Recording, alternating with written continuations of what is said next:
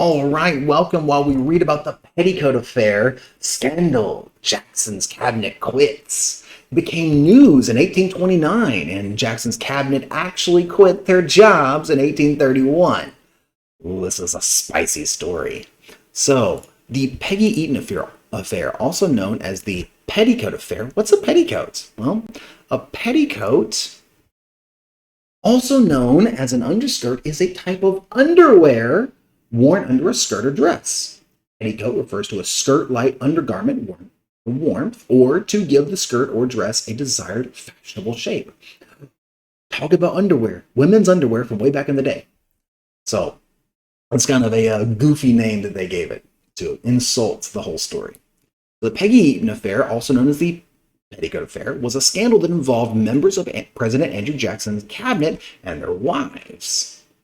This incident involved Miss Peggy Eaton, who was the new wife of John Eaton, the Secretary of War. So, Peggy Eaton, John H. Eaton.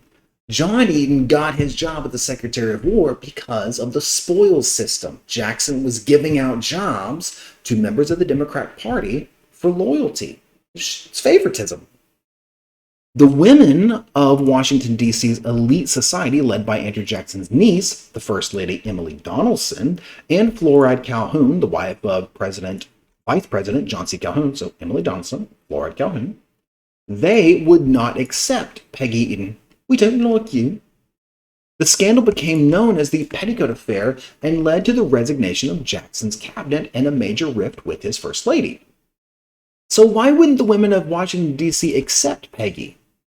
Couple reasons. She had at first been married before at 17 years old to a Navy man. Now, if you're in the Navy, you have to go off sailing and you're going to have to leave your wife at home.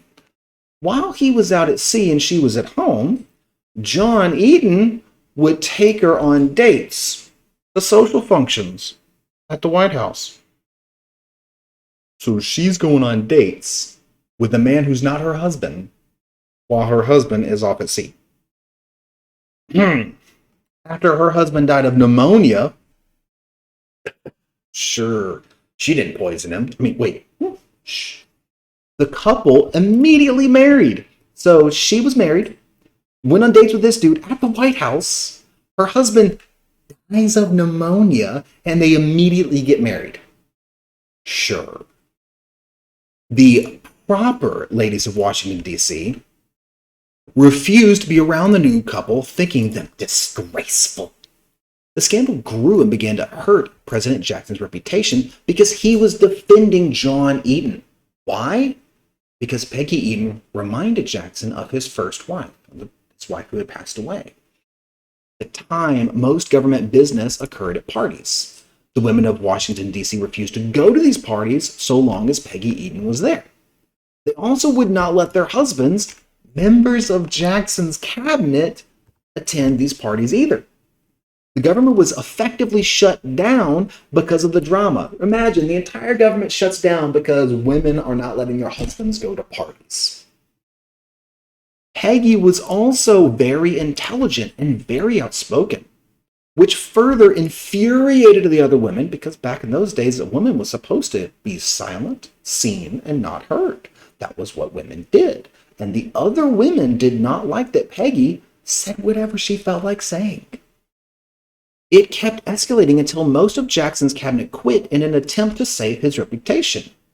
Secretary of State Martin Van Buren helped Jackson to defend the couple by volunteering to be the very first person in his cabinet to resign. Due to this expression of loyalty to Andrew Jackson, Martin Van Buren was handpicked by Jackson to run for the presidency after him. For a time, Peggy left the public eye and lived happily with her husband John Eaton until he died in 1856. However, it seemed that Peggy Eaton was determined to make herself an easy target for rumor mongers by her scandalous behavior. 3 years after John dies, she married a third time to an Italian music teacher and dancing instructor, Antonio Gabriele Bucciani, on June 7th, 1859. This meant that she was 59 years old and her third husband was 19 years old. I hope you're learning. Hope you're having fun.